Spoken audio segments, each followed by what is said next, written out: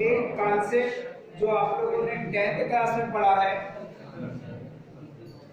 उस कॉन्सेप्ट के अकॉर्डिंग पहले हम एक जनरल इंफॉर्मेशन आपको दे रहे हैं। टू लाइंस के इक्वेशन आपके पास हैं और वो यदि सेम लाइन को रिप्रेजेंट करते हैं तो आप लोगों ने इक्वेशन सॉल्व करने के लिए कंडीशंस देखा था आपने क्लास 10th में।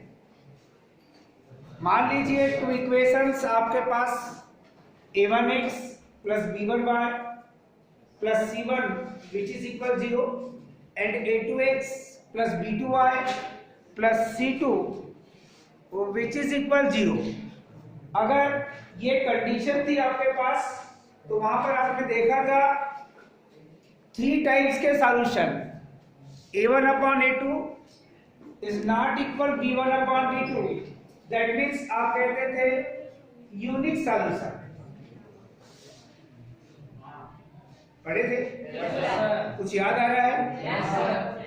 आप लोगों ने एक कंडीशन और पढ़ा होगा। यूनिक सॉल्यूशन की कंडीशन में आपको जो 2 लाइंस होती थी वो इंटरसेक्टेड होती थी, यानी उनका point of intersection single.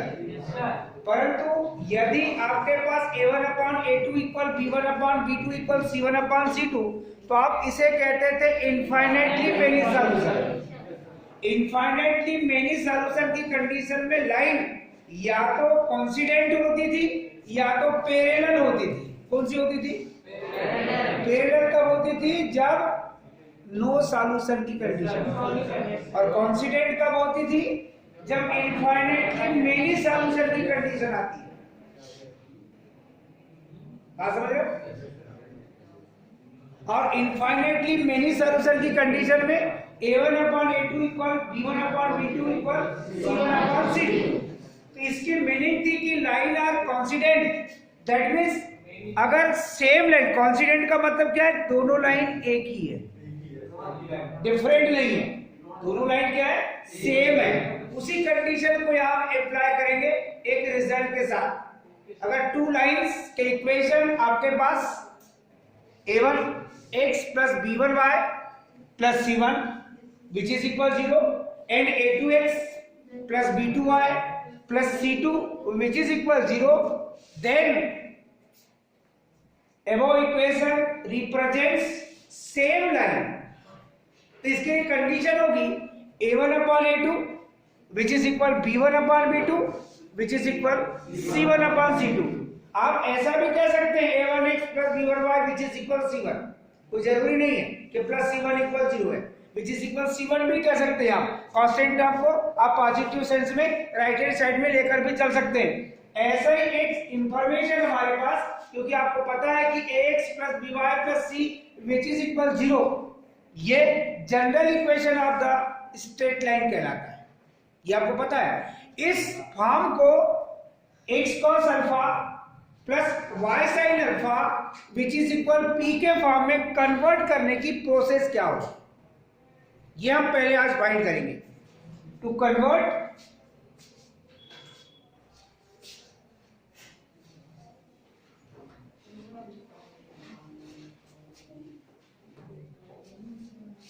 Equation of line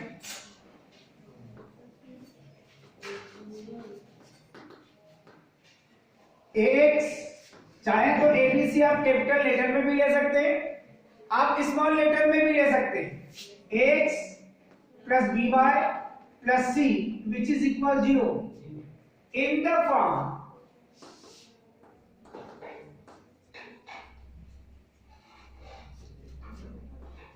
x cos alpha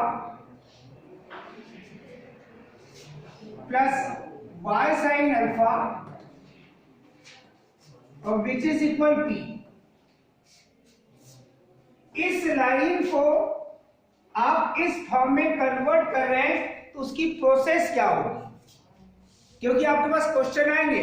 आप जानते हैं कि x cos alpha plus y sin alpha equal p उस स्ट्रेट लाइन को रिप्रेजेंट करता है।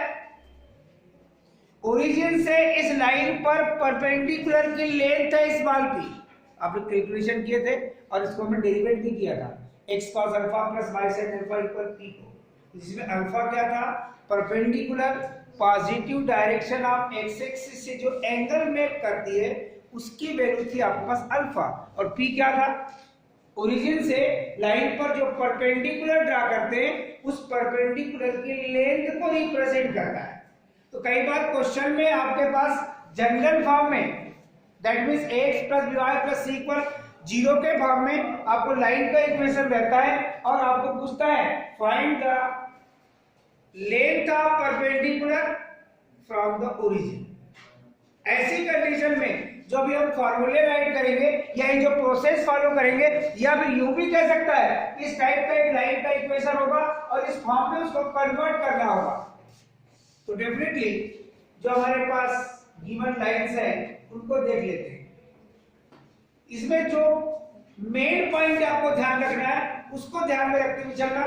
ये है फर्स्ट लाइन आपके पास x cos alpha plus y sin alpha, या उसको पहले लिख सकते हैं आप ax plus by plus c which is equal 0।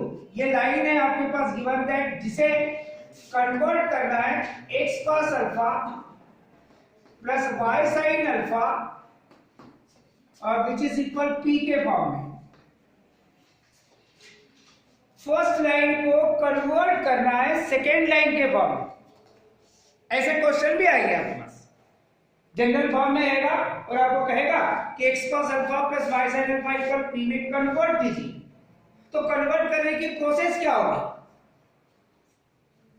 यह भी आपको पता है क्या? अभी आपको पता है, मुझे भी पता नहीं, आपको पता है, आपको भी पता नहीं। सबसे पहला वर्ड जो जनरल फॉर्म में आपके पास लाइन का इक्वेशन है उसमें जो कांस्टेंट टर्म है आपकी, क्योंकि यहां पर जो कांस्टेंट टर्म है वो है p और यहां पर इक्वल के बाद है और पॉजिटिव है। तो इस लाइन को आप इस प्रकार अरेंज कीजिए कि इसकी भी कांस्टेंट टर्म पॉजिटिव हो। अगर पहले से इक्वल फॉर्म में दिया है तो फिर चेंज करने की आवश्यकता नहीं, और यहां प्लस सी है, ट्रांसफर करेंगे तो क्या बनेगा, माइनस सी हो जाएगा। यहां ये p पॉजिटिव है क्योंकि लेंथ आप परपेंडिकुलर है, तो वहां पर भी सी आपको पॉजिटिव चाहिए। तो इसको कन्वर्ट करके आप इस टाइप से लिख सकते हैं बाय फर्स्ट, इसको वहीं रहने दीजिए, इनका ट्रांसफर कीजिए, मगर लिखिए पहले इसे लिखिएगा माइनस x माइनस by और विच इज इक्वल c, क्योंकि इसका ट्रांसफर किया राइट हैंड साइड में, मगर लिखे पहले आपने। इस इक्वेशन को चेंज होने के बाद आप थर्ड कह दीजिए है फर्स्ट, उसका नेम चेंज हो गया क्योंकि लिखने का तरीका आपने चेंज कर लिया। अगर ये ऑलरेडी पहले से ही राइट हैंड साइड में पॉजिटिव होता तो ये लिखने की आवश्यकता नहीं है, उसमें आपको लिखने की आवश्यकता नहीं है। अब आप ये सोचेंगे इफ कन्वर्ट करने का मतलब ये होता है कि ये जो लाइन है आपकी सेकेंड और अभी जो न्यू लाइन आपने फाइंड की है लाइन फर्स्ट से थर्ड, अगर ये सेम लाइन को रिप्रेजेंट करे, एक ही लाइन को कन्वर्ट करने का मतलब उसको उसी में कन्वर्ट करना है, यानी वो दोनों सेम होना चाहिए। कन्वर्ट करने की मीनिंग ये होती है। तो दैट मींस अगर आप यूं कह रहे हैं if lines second and third are same line,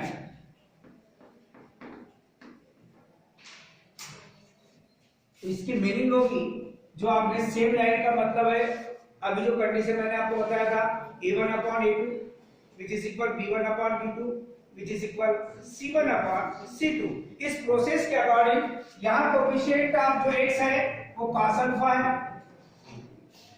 यहां जो कोएफिशिएंट ऑफ x है वो माइनस a है। a1 upon a2 coefficient of x, क्योंकि लाइन का जो इक्वेशन आप लोग देखते हैं बेटे वो ये लाइन रहती है a1x प्लस b1y। अगर आपने विच इज इक्वल c1 लिखा है और second line a2x plus b2y which is equal c2 है, अगर ये दोनों लाइन सेम लाइन को रिप्रेजेंट कर रही है तो इसके लिए आपने अभी देखा था a1 upon a2 which is equal b1 upon b2 which is equal c1 upon c2, जिसको आपने 10th क्लास में infinitely many solution that means constituent lines की कंडीशन में पढ़ा था। यहां पर भी हम देख रहे हैं कि अगर सेम लाइन को रिप्रेजेंट करें तो ये हो जाएगा आपके पास a1, ये हो जाएगा आपका a2 that means a1 upon a2 which is equal b1 coefficient of y that means sin alpha upon b2 that means coefficient of y that means ये है माइनस b और ये है आपके पास p और अपॉन में क्या जाएगा इस। अब यहां पर सबसे इंपॉर्टेंट चीज ये है कि अगर आप एक आइडेंटिटी को देखें 1/2 which is equal 1/2 अगर टू सिचुएशन में ये फर्स्ट और सेकेंड के लिए हम फॉलो कर रहे हैं, अगर आप न्यूमरेटर की कंडीशन का स्क्वायर करके सम कर दीजिए और उसका स्क्वायर रूट फाइंड कर दीजिए। सिमिलरली डिनोमिनेटर की कंडीशन जो लिखी है उनका स्क्वायर करके सम करके स्क्वायर रूट फाइंड कर लीजिए, तो जो क्वांटिटी आपको फाइंड होगी यहाँ 1 स्क्वायर 1 ये मिलेगा 1 + 1 2 दैट मींस मिलेगा बेटे आपको √2। आप डिनोमिनेटर को देखें 2 स्क्वायर 4 4 + 4 दैट मींस मिलेगा आपको कितना 8 और 8 को आप क्या राइट कर सकते हैं ये √2 वही रहेगा, इसे 4 × 2 में ब्रेक कर सकते हैं। 4 का स्क्वायर रूट आपको मिलेगा 2 और ये √2 जैसे का वैसा √2 से √2 कैंसिल करने के बाद आपको ये वही क्वांटिटी मिल रही है जो इसके ऊपर मिल रही है। इस आइडेंटिटी को आप यहां यूज करेंगे फर्स्ट और सेकंड के लिए इक्वल करके that means root cos square alpha plus sin square alpha upon root यहां पर एक नेगेटिव है और नेगेटिव क्वांटिटी का स्क्वायर पॉजिटिव ये है -b, इसका भी नेगेटिव क्वांटिटी का स्क्वायर पॉजिटिव।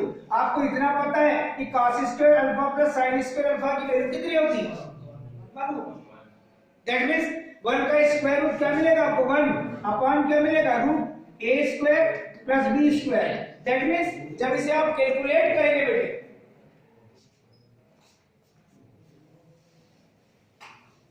तो यहां पर ये जो फर्स्ट वाला रिजल्ट है जिसे आपने लिखे cos अल्फा अपॉन -a इसको लास्ट क्वांटिटी के इक्वल कर दीजिए 1 अपॉन √a² + b²। सेकेंडरी आप sin अल्फा की भी वैल्यू फाइंड कर लीजिए, sin अल्फा अपॉन -b ये भी आप लिख लीजिए 1 अपॉन √a² + b²। फिर आप देखिए तो लास्ट वाली जो रिजल्ट है आपके पास है वो p upon c which is equal ये मिलेगा बेटे 1 अपॉन √a² + b²। यानी इसके इक्वल भी यही लिखा है आपने, इसके इक्वल भी यही लिखा आपने, इसके इक्वल भी आपने यही लिखा। इससे आप निकाल लीजिए cos अल्फा की वैल्यू, cos अल्फा की value -a upon √a² + b²। इसको अगर इक्वल करके सॉल्व करते हैं तो sin अल्फा की वैल्यू ये मिलेगी बेटे -b अपॉन क्रॉस मल्टीप्लिकेशन करेंगे -b अपॉन √a² + b²। और यहां पर अगर स्मॉल p की वैल्यू फाइंड करते हैं आप ये मिलेगी बेटे c अपॉन √a² + b²। आपने cos अल्फा sin अल्फा और p इन तीनों वैल्यूओं को फाइंड कर लिया है। ये वैल्यू आप यहां पुट कर दीजिए इक्वेशन नंबर सेकंड में। सो बाय इक्वेशन सेकंड जब आप ये वैल्यू यहां पुट करेंगे बेटे cos अल्फा की वैल्यू, तो cos अल्फा की वैल्यू है कितनी आपके पास -a अपॉन √a² + b² और इनटू में है आपके पास x। फिर आप देखेंगे यहां और sin अल्फा की वैल्यू रखेंगे तो -b अपॉन √a² + b² और इनटू में हो जाएगा ये y। फिर आप आगे चलेंगे तो आपके पास में लिखा है यहाँ पर इक्वल p और p की जो वैल्यू आपने फाइंड किया है इसे पुट करेंगे तो c अपॉन √a² + b²। यानी ये जो रिजल्ट अभी आपने लिखा है यानी general equation of the line को आपने x cos alpha + y sin alpha = p में कन्वर्ट किया है। इसके आगे सॉल्व कर लेंगे आप एलसीएम लेकर के, और सोचे कि हमको आगे सॉल्व करना है, तो क्या होगा, यहाँ एलसीएम कितना जाएगा, करना मत, क्योंकि फिर वही जाकर कन्वर्ट हो जाएगा। देखना भी आप, ये रूट ए स्क्वायर प्लस बी स्क्वायर आ जाएगा, यहाँ मिलेगा माइनस एक्स, यहाँ मिलेगा माइनस बी वाई, यहाँ पर भी अपान में वही क्वांटिटी है, कैंसिल होगी, minus X plus minus B Y which is equal C मिलेगा, that means ax plus B Y plus C equal 0 के फॉर्म में कन्वर्ट हो जाएगा। जहां जिसको कन्वर्ट करने के लिए चले थे आप वहीं पहुंच जाओ। जैसे ही ये सिचुएशन वैल्यू पुट करते हैं आप इसमें cos अल्फा sin अल्फा और p की इसमें, और जो रिजल्ट मिलता है वही रिजल्ट बताता है कि आपने general equation of the straight line को आपने स्ट्रेट लाइन के form x cos alpha plus y sin alpha equal p में कन्वर्ट कर दिया है। अब इसमें फायदा देखिए आप, मैक्सिमम क्वेश्चन में आपको एक इक्वेशन गिवन रहेगा जो ax plus by plus c equal 0 के फॉर्म में होगा। पहले कंपेयर करके आप abc की वैल्यू फाइंड कर लीजिए,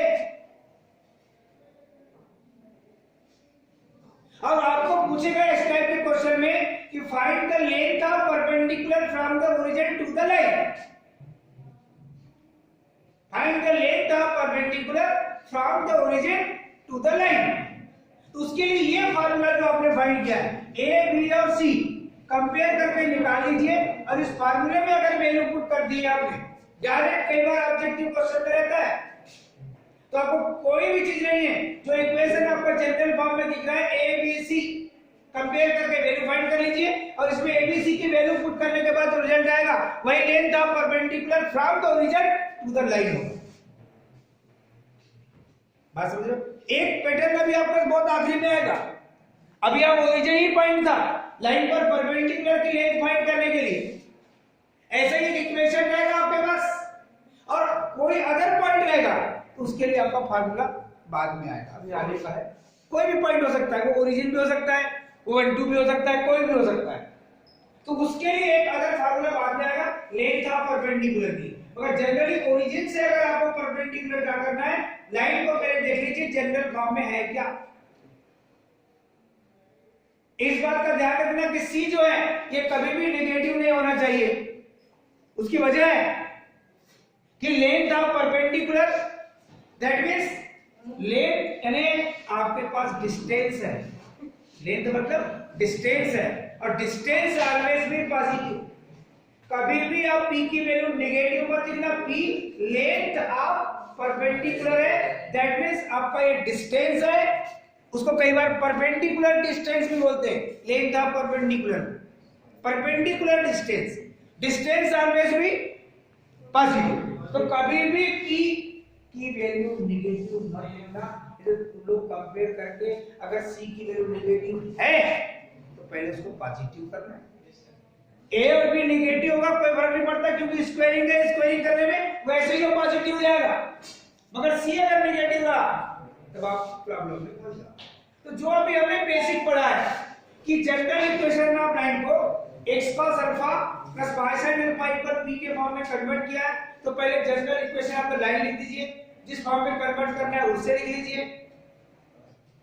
उसके बाद इस इक्वेशन में देखिए कि c, क्योंकि यहाँ p इक्वल के बाद और पॉजिटिव है, यहाँ भी कांस्टेंट टर्म इक्वल के बाद और पॉजिटिव होना चाहिए। हमने इनको चेंज कर लिया, मगर इसे नेगेटिव नहीं लिखा, इसको माइनस सी नहीं लिखा, उसको पॉजिटिव सेंस में लिखा, और हमने बोला कि अगर सेम लाइन को रिप्रेजेंट करते तो coefficient of x, coefficient of y और कांस्टेंट टर्म का रेशियो इक्वल होगा। ये कंडीशन सेम लाइन की a1/a2 equal b1/b2 equal c1/c2। उसको सॉल्व करने के लिए एक आइडेंटिटी हमने यूज किया था फर्स्ट और सेकंड के लिए। अभी फॉर एग्जांपल आपको बताया था हमने 1/2 इक्वल 1/2 को सॉल्व करके आपको दिखाया था। उसी आइडेंटिटी को यहाँ यूज करते हुए हमने एक वैल्यू फाइंड की। इस वैल्यू को फर्स्ट के भी इक्वल, इसी वैल्यू को सेकंड के भी इक्वल और इसी वैल्यू को थर्ड के इक्वल रख करके जो आपने cos अल्फा sin अल्फा और p की वैल्यू फाइंड किए थे, वो वैल्यू इस लाइन में पुट करने के बाद जो लास्ट इक्वेशन मिला है वही है आपका general equation of the straight line को other form x cos alpha plus y sin alpha equal p में कन्वर्ट करना। ये डिफिकल्ट प्रोसेस है, बाकी upon A plus Y upon B equal 1 में कन्वर्ट करने का तरीका आपको बता दिया हूं, पहले ही हो गया था।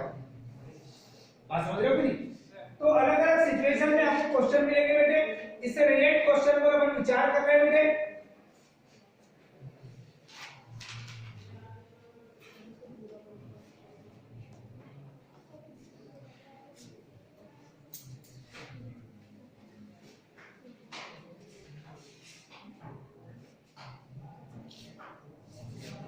To convert equation of the line, ये चेंज कर रहे हैं क्वेश्चन में।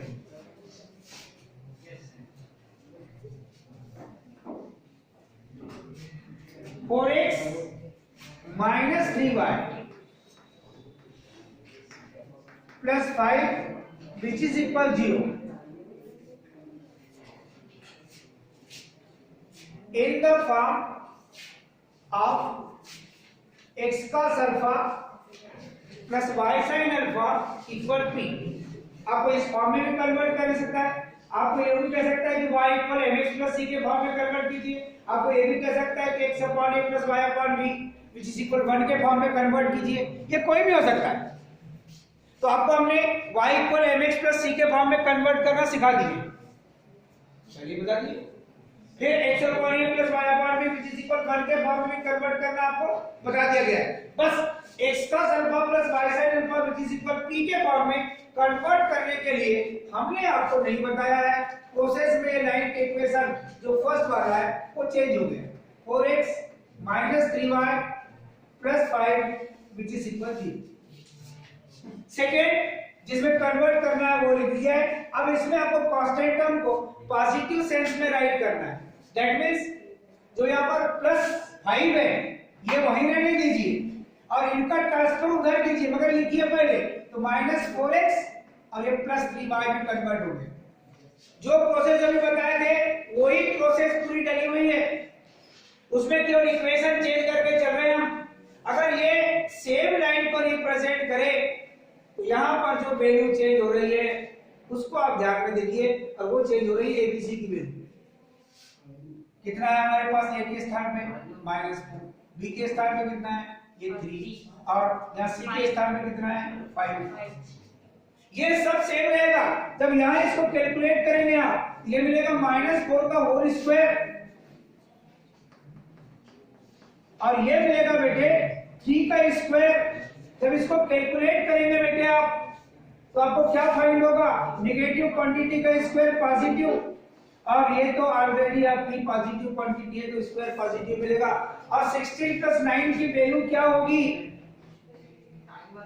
रूट 25, और रूट 25 की वैल्यू क्या होगी, ये 1/5 मिल गया। जब आप cos अल्फा के अकॉर्डिंग लिखेंगे तो cos alpha upon -4 which is equal 1/5 ये आ गया। फिर आप चलेंगे sin अल्फा अपॉन p पर कितना मिलेगा 1/5 और p अपॉन 5 की वैल्यू क्या मिलेगी कंपेयर करेंगे तो 1/5। इस क्वेश्चन में जो आपने cos अल्फा की वैल्यू निकाली तो cos अल्फा की वैल्यू कितनी आएगी -4/5। sin अल्फा की वैल्यू क्या आएगी 3/5 और p की वैल्यू क्या आएगी, ये p की वैल्यू जो फाइंड करेंगे आप ये 5/5 बन जाएगा, ये मिल जाएगा आपको 1। ये सारी वैल्यू आप कहां पुट करेंगे, इक्वेशन नंबर सेकेंड में पुट करेंगे। तो इक्वेशन नंबर सेकेंड को देखिए आप, इसमें cos अल्फा की वैल्यू कितनी है -4/5 into x plus 3/5 into y और विच इज इक्वल 1। आप ये देख लीजिए अगर इसको आप एलसीएम लेके सॉल्व करोगे तो आपको कौन सा इक्वेशन मिलेगा, एलसीएम लोगे तो यहाँ 5 आएगा, ये -4x plus 3y which is equal कितना 5 बन जाएगा। ट्रांसफर करेंगे तो आपको मिलेगा 4x minus 3y plus 5 equal 0। ये वही लाइन मिल जाएगी। तो आगे सॉल्व करने मत बैठ जाना, यही फॉर्म है आपका, नहीं तो आप और दिमाग लगाते हैं, चलो एलसीएम ले लेते हैं, फिर सॉल्व कर लेते हैं और फाइनली जाकर के x plus dy plus c पर 0 के फॉर्म में लाइन थी, अब उसको वही जाकर क्या कन्वर्ट किया, कुछ नहीं किया। बोलना जरूरी है, लगा दिए।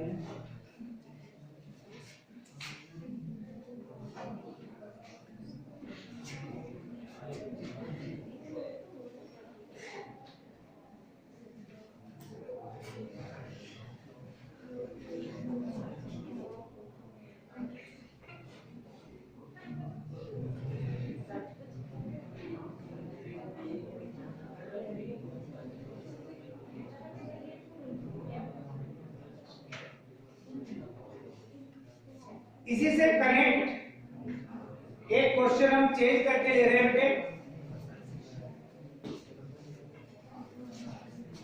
ये कन्वर्ट करने का सिस्टम आपको पता चल गया है।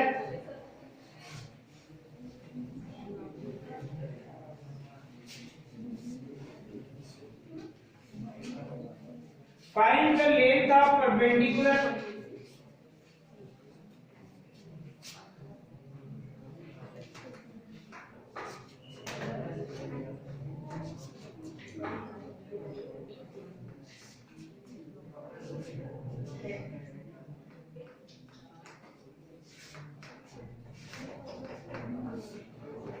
Find the length of perpendicular left fall upon the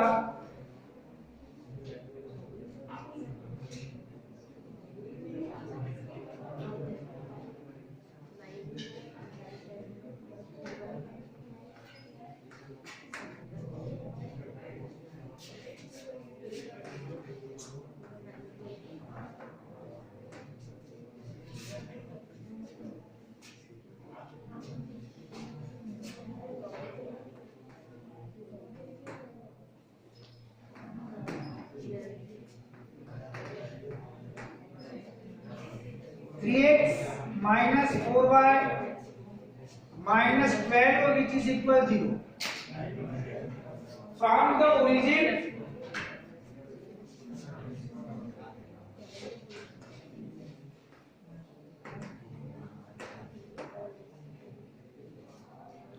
and the angle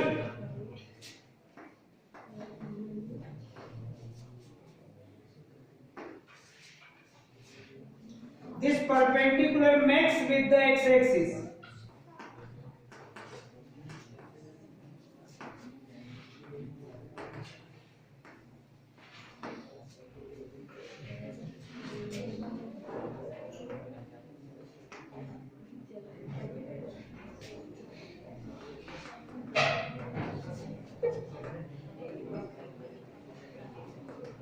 इसमें कितनी चीजें पूछा है उस बात पे आपको ध्यान देना है। इसमें दो चीजें पूछ रहा है, उस क्वेश्चन को पढ़िए। कई बार तुमको ये समझ नहीं आता कि इसको बनाने की प्रोसेस क्या हो। सबसे इंपॉर्टेंट चीज आपके पास ये आती है।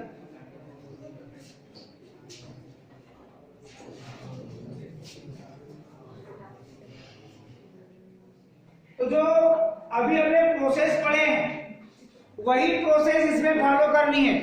ये जो आपने साइन अल्फा cos अल्फा की वैल्यू इसमें निकाले थे ना, अगर आपको इसमें अल्फा की वैल्यू निकालनी है, अल्फा क्या है? अल्फा वो एंगल है जो परपेंडिकुलर एक्स एक्सिस के साथ मेक करता है। तो यहाँ पर अल्फा की वैल्यू क्या आएगी? इनवर्स ट्रिग्नोमेट्री का हम सहारा लेते हैं और इसे लिखते हैं cos इनवर्स माइनस 4/5। और अगर आपको साइन इनवर्स में चाहिए तो यहाँ अल्फा की वैल्यू मिलती है बेटे आपको साइन ऑफ इनवर्स 3/5। ये दो सेंस में आपको अल्फा की वैल्यू मिलेगी। और इसी को यदि आप टेंजेंट के फॉर्म में अगर बताएंगे तो sine alpha upon cos alpha क्या होता है? tan अल्फा होता है। तो यहाँ पर 3/5 और अपॉन माइनस 4/5, तो डेफिनेटली आपको ये मिलेगा -3/4। और अल्फा की वैल्यू अगर आपको चाहिए तो tan इनवर्स के टर्म में -3/4। कई बार ये ऑब्जेक्टिव भी होता है। इसके लिए बताया जो क्वेश्चन पहले पूरा था, इसमें उसने पूछा था कि परपेंडिकुलर की लेंथ क्या है। जैसे इस क्वेश्चन में पूछा है, इस क्वेश्चन में अगर पूछता कि length of perpendicular from the origin to the line क्या है, 1। इसमें कितना है, 1 है। मगर अभी लाइन का इक्वेशन चेंज हो गया। लाइन का इक्वेशन क्या है आपके पास, गिवन लाइन है आपके पास 3x -4y -12 which is equal 0। ये है आपके पास इक्वेशन नंबर फर्स्ट। अब हमको मेथड पता है कि जब हम इसको x cos alpha plus y sin alpha equal p में कन्वर्ट करेंगे तो हमको बहुत सारी चीजें मिल जाती है। तो यहां लिखेंगे हम to convert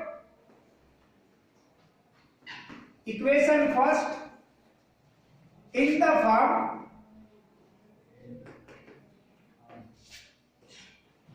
x cos alpha plus y sin alpha which is equal p।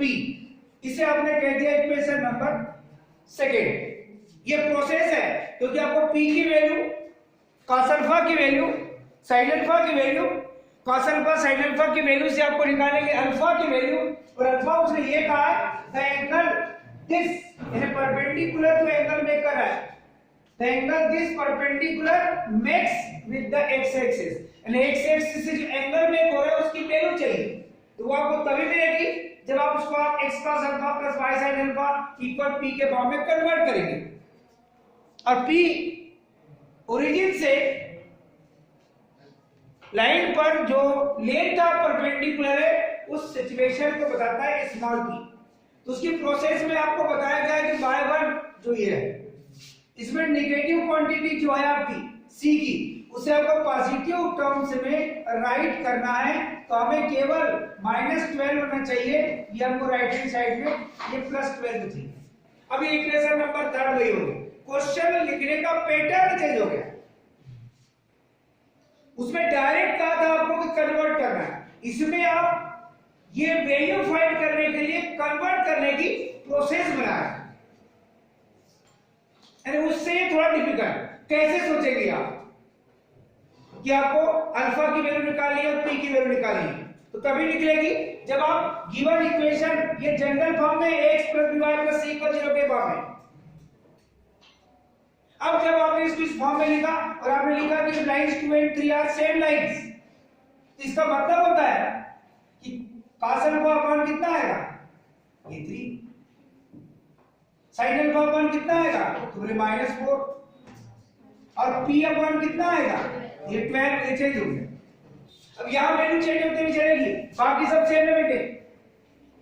ये तो वही रहेगा root cos² alpha plus sin² alpha और अपॉन में रूट 3² प्लस -4 होल स्क्वायर। जब इसको कैलकुलेट करेंगे आप ये 1 में कन्वर्ट हो गया। 1 का स्क्वायर रूट 1, 3 का स्क्वायर रूट 9 और नेगेटिव क्वांटिटी 4 का स्क्वायर रूट 16। ये वही मिलेगा 25, यही मिलेगा 1/5। यहां सेम हो। अब जब आप आगे चलेंगे यहां लिखेंगे cos alpha upon 3 which is equal 1/5, ये लिखेंगे। Secondary sin alpha upon -4 which is equal 1/5 और थर्ड है p upon 12 which is equal 1/5। जिससे आप cos अल्फा की वैल्यू निकालेंगे तो मिलेगी बेटे आपको 3/5। जब आप sin अल्फा की वैल्यू निकालेंगे तो मिलेगी -4/5 और जब p की वैल्यू निकालेंगे आप तो आपको क्या मिलेगा बेटे 12/5। अब यहां से आपको क्या चाहिए, अल्फा की वैल्यू चाहिए, तो ये मिलेगा cos इनवर्स 3/5 और यहां से अगर sin अल्फा के अकॉर्डिंग वैल्यू चाहिए ये मिलेगा बेटे -4/5 और अगर टेंजेंट के फॉर्म में चलते हो तो अल्फा की वैल्यू tan इनवर्स माइनस कितना मिल जाएगा, sin alpha upon cos alpha -5 cancel -4/3 यानी -4/3 होगा। आपको जिस फॉर्म में चाहिए अल्फा लास्ट में आप लिख सकते हैं। हेंस ये कन्वर्ट करके लिखना नहीं है क्योंकि ये नहीं बोला उसने। यहां पर आप फाइनली कह सकते हैं hence let the perpendicular from the origin, जिसको आपने p से रिप्रेजेंट किया है, और वो स्मॉल p की वैल्यू है 12/5। दूसरी चीज अल्फा की जो वैल्यू है पहले से इक्वेशन में है cos इनवर्स 3/5, ये नहीं चाहिए तो अल्फा की एक वैल्यू और है आपके पास sin इनवर्स -4/5, और आपको अगर ये भी नहीं चाहिए तो आपने tan इनवर्स -4/3 लिखा है। अब अल्फा की वैल्यू जो चाहे वो ले सकते हैं आप, क्योंकि ये पर्टिकुलर वैल्यू नहीं है कि 30 डिग्री 45 डिग्री 60 डिग्री इस टाइप की नहीं है, क्योंकि ये वैल्यू कोई पर्टिकुलर वैल्यू नहीं है। तो आपने इनवर्स ट्रिग्नोमेट्री जो आप 12th में पढ़ने वाले हैं उसका सहारा लिया और आपने अल्फा की वैल्यू फाइंड की। तो अल्फा की वैल्यू आपने साइन इनवर्स के भी टर्म में दिए, कॉस इनवर्स के भी टर्म में दिए, और साथ ही साथ एक एक्स्ट्रा टेन इनवर्स के भी टर्म में दिए।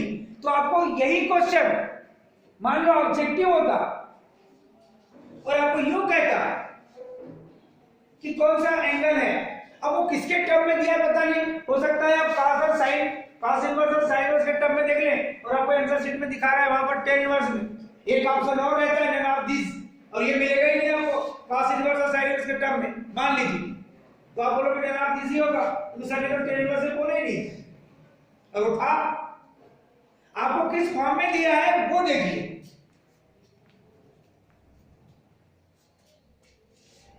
अभी जो आपने क्वेश्चन सिलेक्ट किया था, जो मैंने पहले आपको बताया था कि एक जनरल इक्वेशन आप स्ट्रेट लाइन को कन्वर्ट कर रहे हैं आप परपेंडिकुलर फॉर्म में, क्योंकि x cos alpha plus y sin alpha equal p, इसका अदर नेम भी है, इसे या तो परपेंडिकुलर फॉर्म कहते हैं या तो इसे हम नॉर्मल फॉर्म कहते हैं।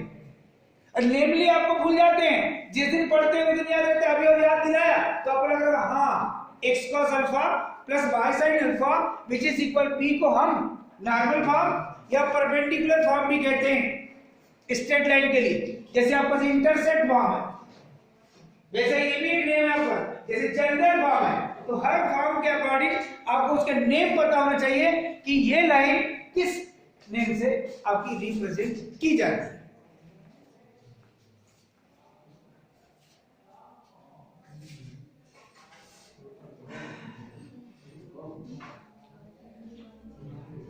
एक क्वेश्चन अब हम आपसे करवाएंगे, एक क्वेश्चन हम अब आपसे करवाएंगे, देखते हैं कौन हमें सही बताता है।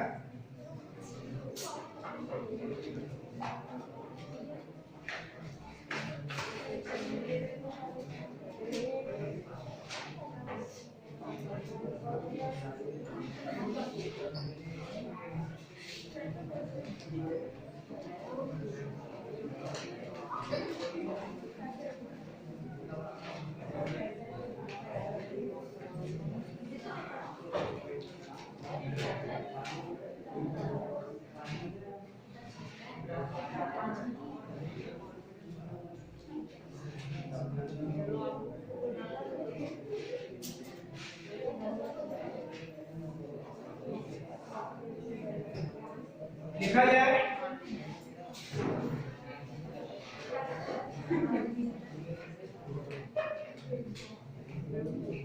to convert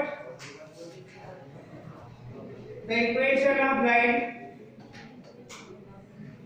to convert the equation of line x plus root 3y, y root में नहीं ध्यान रखना, root 3 into y plus 5 which is equal 0 in the form of